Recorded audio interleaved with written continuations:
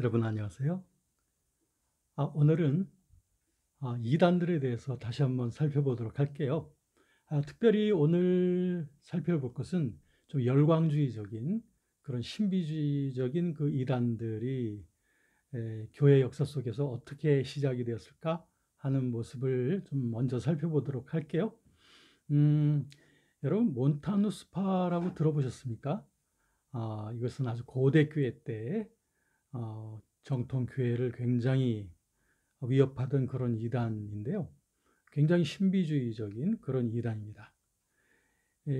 이와 같은 그 고대교회 때 그 몬타누스파를 우리가 좀 공부해야 될 이유가 뭐냐면은 오늘날에도 우리 주변에 이런 몬타누스파를 닮은 말하자면 네오몬타니즘, 신몬타누스파 이단들이 참 많습니다.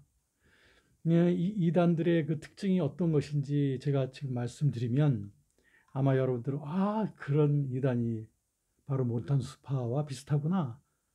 고대교회 때 그 이단의 모습하고 아주 비슷하네 라고 여러분들은 금방 알 수가 있고요. 그렇게 되면 우리가 그 고대교회 때의 그 이단의 그 유형을 살펴봄으로써 오늘날 그런 신비주의적인 그 이단들을 우리가 어떻게 대처하면 좋을지에 대해서 올바른 그 분별력을 얻게 되기 때문에 이 교회사 공부가 그래서 좋은 거예요.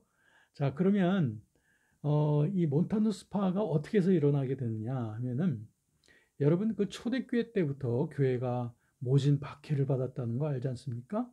그 많은 박해 속에서도 교회는 성장하게 됐죠. 그런가 하면 초대교회 때 그 뜨거운 그 순수했던 그 복음의 불길이 계속적으로 타오르게 되어지면 정말 좋았는데 이 교회가 점차적으로 이제 로마 제국 내에서 점점 그 제도화되어져 가는 그러한 양상을 띠게 되다 보니 좋은 점도 있고 또 잃어버리는 그 좀 안 좋은 점도 또 생기게 되는 것 같아요. 그 안 좋은 점 중에는 어떤 것이 있었느냐면 그 초대교회 때 아주 뜨거웠던 그 신앙, 불붙는 신앙 이런 것들이 교회가 점점 교권화되어져 가면서 자꾸 쇠약해져 가고 또는 굳어져 가고 하는 그런 양상들을 자꾸 띠게 되었습니다. 그러다 보니까 좀 의식이 있는 사람들 가운데는 다시 초대교회의 모습으로 돌아가야 되지 않느냐. 옛날에 그 뜨거웠던 신앙을 다시 되살리자라고 하는 그런 운동이 일어나지 않았겠습니까? 그것은 참 좋은 의미에서의 그 갱신 운동이라고 할 수 있을 것 같아요.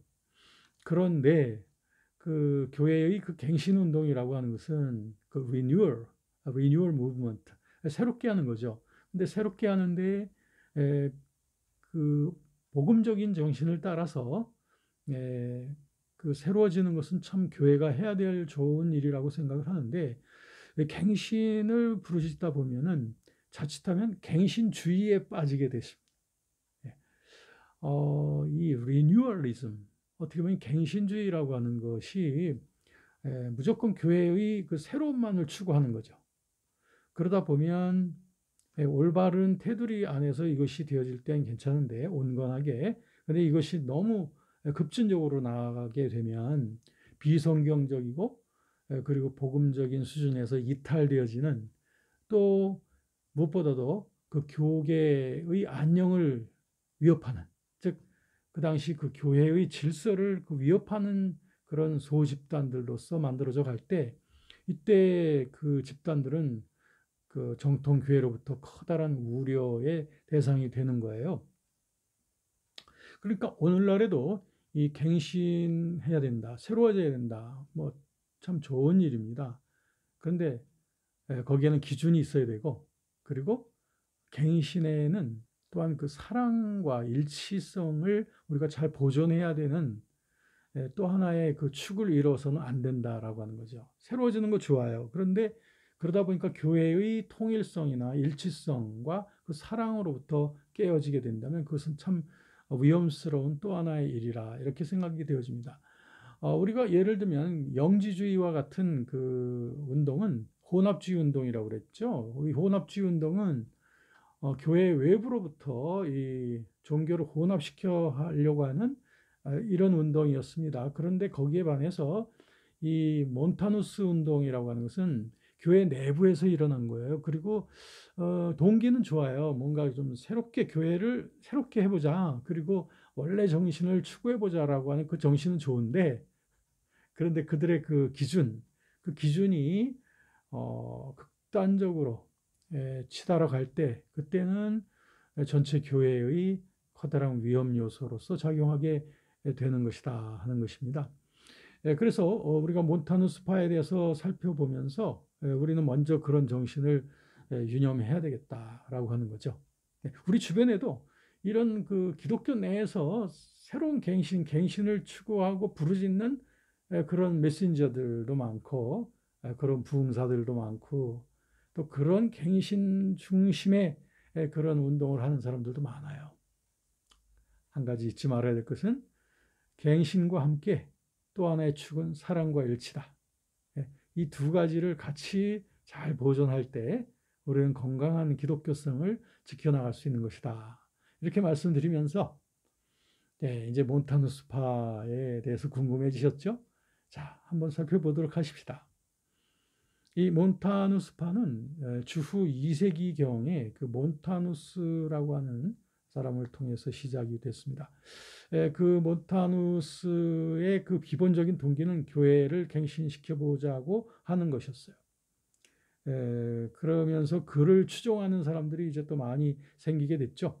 그런데 이 몬타누스가 주로 강조했던 건 뭐냐면, 교회가 너무 교계 제도화되어져 가면서 초대교회 때 그 성령의 뜨거운 역사, 아주 신비적이고 하나님과의 아주 개인적인 특별한 그 성령과의 교제, 이런 것들이 교회에서 많이 사라지고 있다라고 몬타누스는 지적하기 시작한 거죠. 그러면서 그는 뭐라고 말했냐면, 그 초대교회 때 사도들에게 임했던 그 성령의 역사가 자기에게도 임했다는 거죠. 그리고 자기가 그 성령을 받아서 새로운 예언을 말하고 새로운 계시를 말하고 하면서 새 시대를 위한 새로운 하나님의 예언의 말씀이 자기에게 주어진다라고 하면서 자기가 경험하고 있는 그런 어떤 기도 속의 그런 어떤 체험을 굉장히 신뢰하기 시작한 겁니다.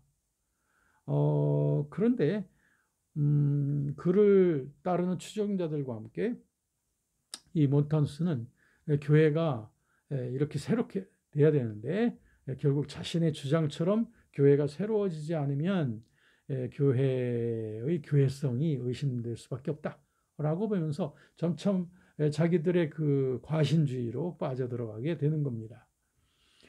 그러면 그 몬타누스와 그의 추종자들이 주로 어떤 주장들을 했을까 궁금하시죠? 자, 그럼 몬타누스파가 주장했던 것은 다음과 같은 것입니다. 아까 말씀드렸죠. 성령의 강림을 굉장히 주장해서 모든 성령 받은 신자들에게는 새로운 예언과 계시가 임한다. 이렇게 말하는 것입니다. 그런가 하면 그들은 또 예수 그리스도의 그 공중 재림이 아주 급박하게 다가왔다라고 말하면서, 이제 그날이 바로 다가왔기 때문에 그때까지 우리들은 다른 어떤 것보다도 예수님의 재림을 기다리는 것, 그거에 아주 전적으로 집중해야 된다라고 강조한 나머지, 그들은 일반적인 그 사회생활, 가정생활까지도 거의 부정하고 자기들의 집단적인 그런 그 신비주의적 공동체를 만들어 가는 것을 보게 됩니다. 그러면서 그들은 또 예수님의 재림이 바로 다가왔기 때문에 그들은 심지어는 독신 생활까지도 장려하고, 그런가 하면 어떤 육식을 하는 것도 뭔가 죄악된 것이라고 생각되는 그런 금욕주의 경향성도 그들에게 많이 있었어요. 그러다 보니 이런 그 좀 과도한 이런 금욕주의와 이런 신비주의와 또 시한부 종말론이죠.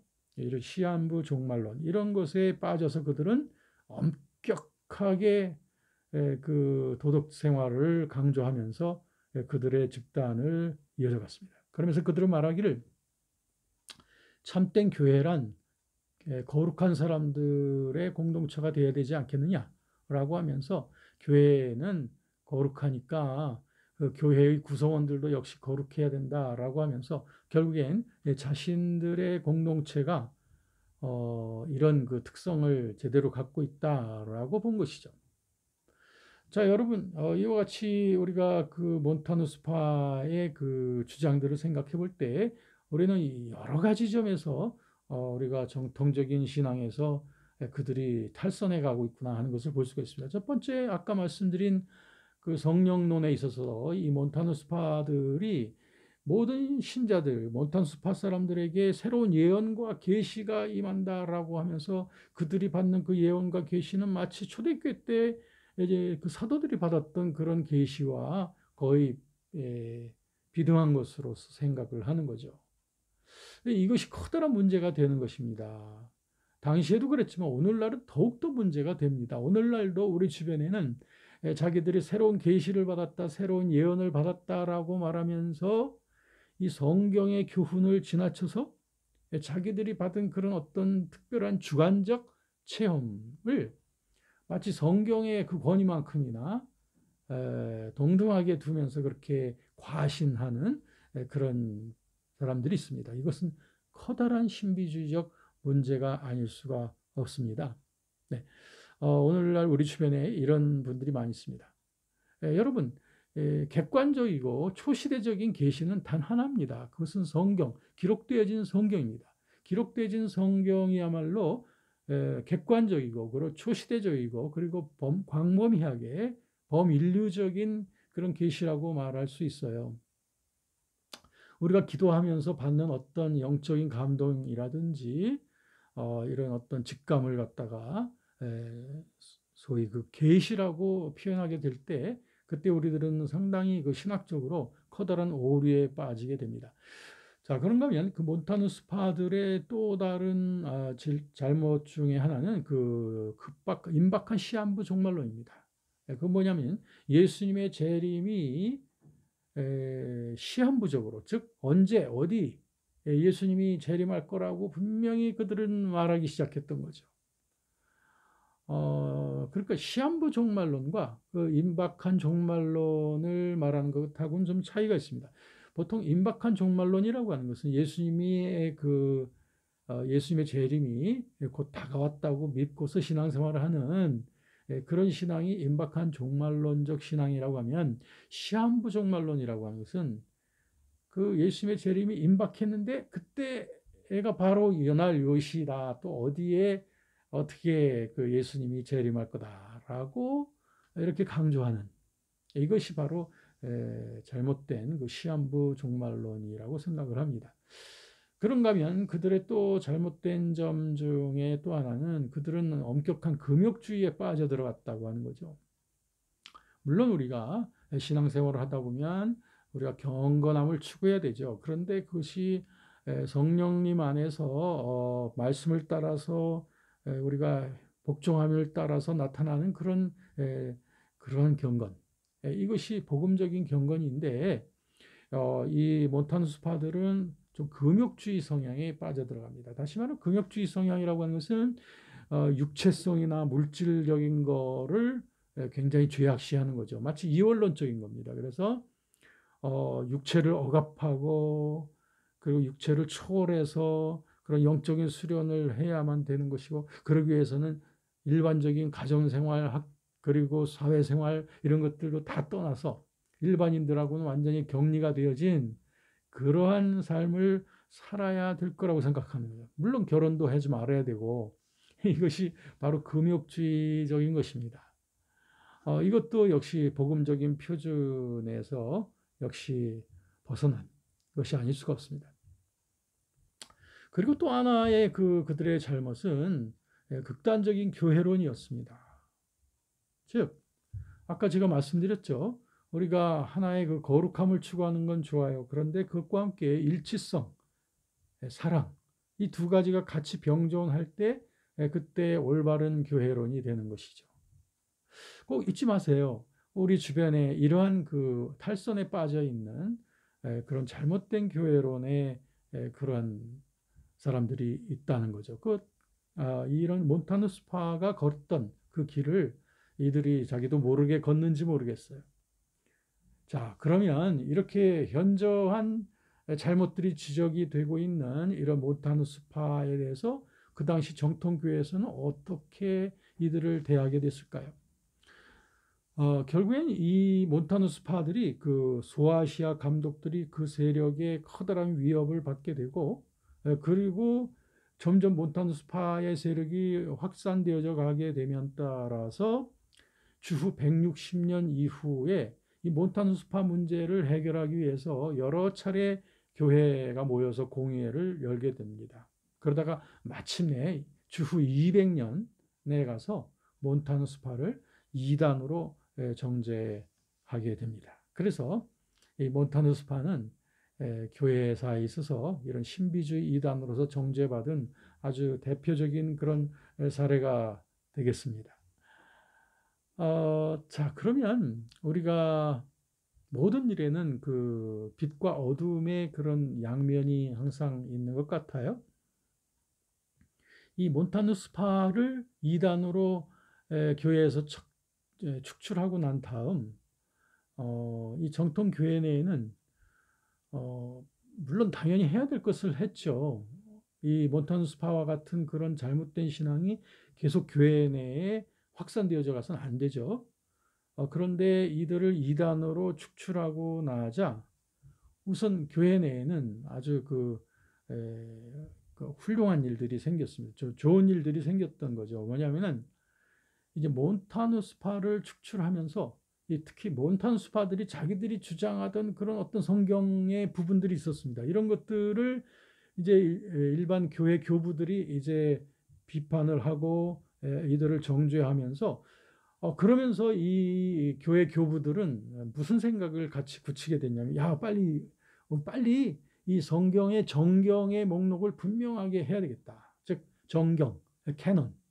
이 성경, 오늘날 우리가 성경으로, 하나님의 말씀으로 확인하고 있는 그런 그 목록들 말이죠. 이런 것들을 분명하게 확정해야 되겠다라고 하면서 교회는 드디어 이제 정경화를, 그러니까 여러 그 서신들과 그리고 모든 그런 그 사본들을 수집해서 그 중에서 이것은 하나님의 말씀으로서 가치가 있다라고 보는 것들을 이제 정경으로 편집하게 되는 일이 생기게 되죠.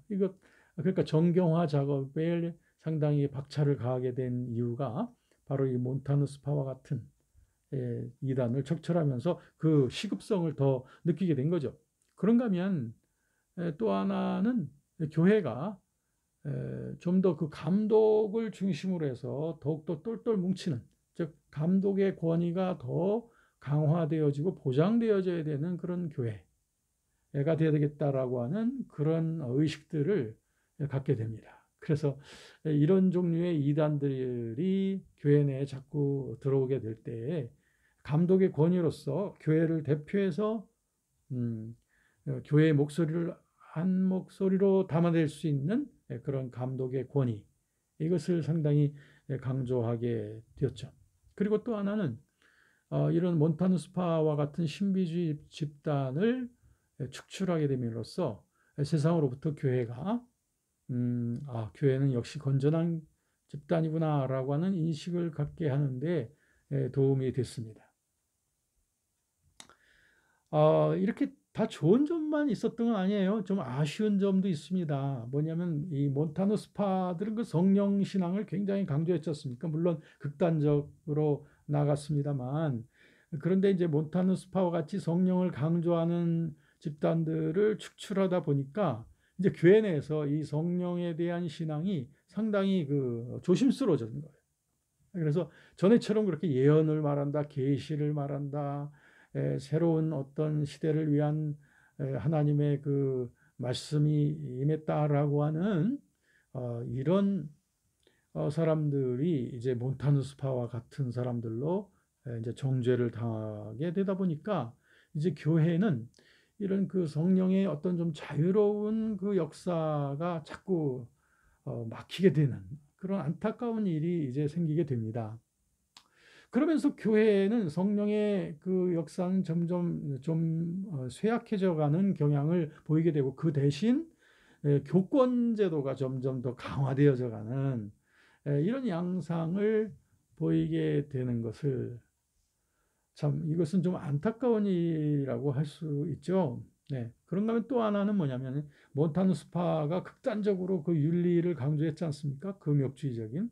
그런데 몬타누 스파를 이렇게 배격을 하다 보니, 음, 그러다 보니까 교회에서는 그 윤리가 좀 느슨해져 가는, 도덕이 느슨해져 가는 그런 안타까운 점을 또 볼 수가 있게 됐고, 또 하나는 그 몬타누스파가 주장했던 극단적 시한부 종말론, 이것을 배격을 하다 보니까 이제는 예수 그리스도의 재림이 이제 곧 다가올 거다라고 이렇게 주장하는 사람들은 뭔지 그 몬타누스파가 아니냐라고 하는 그런 의심을 받게 됨으로써 이제 교회 내에서 이러한 그 임박한 종말론적 신앙이 약화되어져 가는, 이런 것들은 참 그 아쉬운 점이라고 생각을 하지요. 네.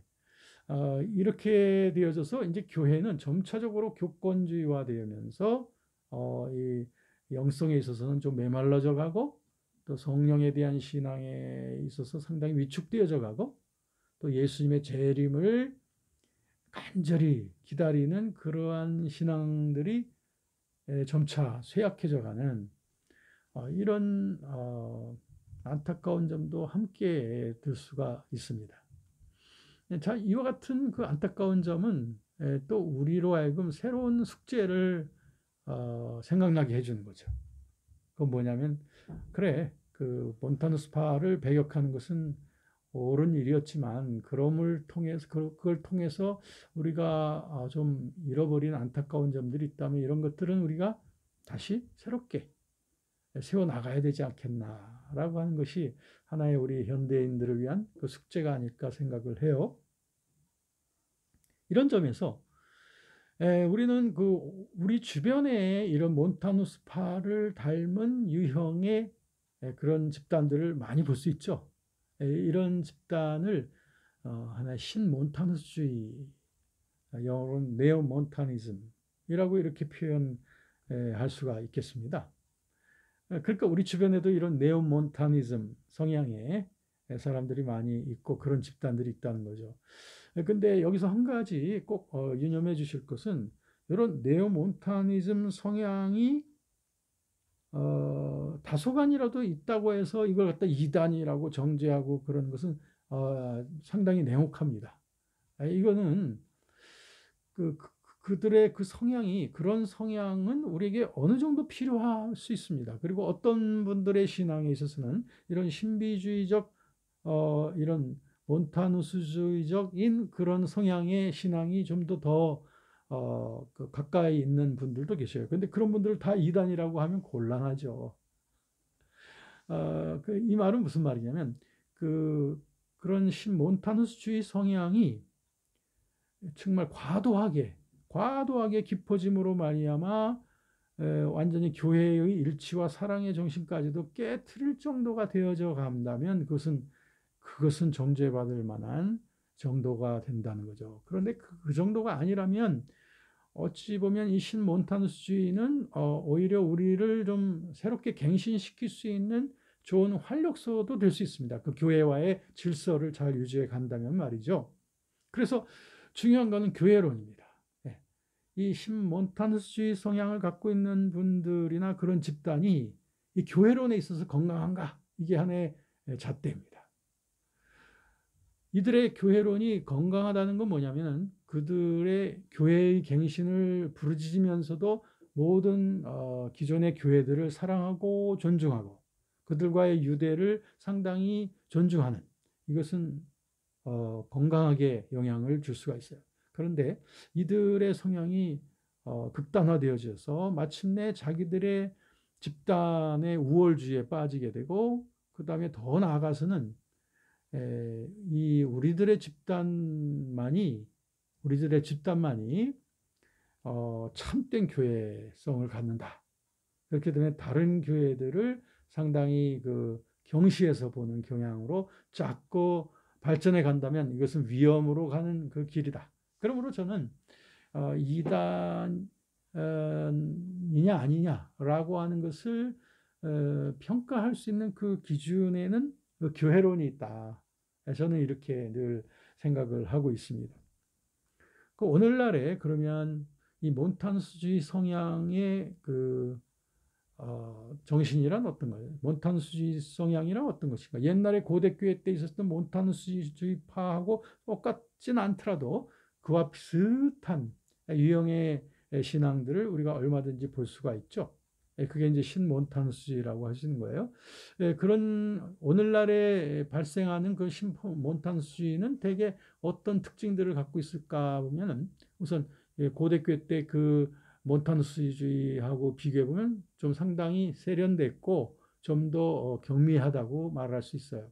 그러니까 이제 현대의 신몬타누스주의는 대개 그 성경을 일단 하나님의 말씀으로 다 받아들여요. 그러면서도 새로운 계시가 자기에게 주어질 수 있다라고 하는 가능성을 늘 열어두고 있죠. 그런가 하면 그들은 가능한 한 교회의 질서를 어지럽히려고는 하진 않아요. 그러면서도 소그룹을 통한 어떤 예언운동이나 이런 또 은사운동 그리고 이런 어떤 계시를 말하는 이러한 그 집단으로 만들어져 갈 수 있어요. 그런가 하면